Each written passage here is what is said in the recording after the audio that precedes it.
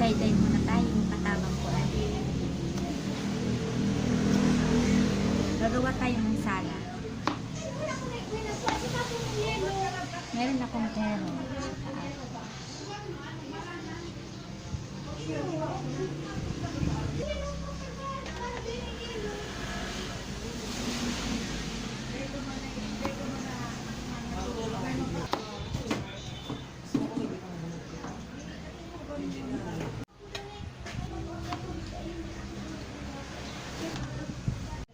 Ito na yung finished product ko.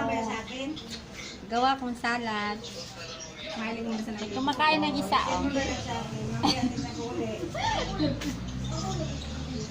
Itong mayari ng bahay.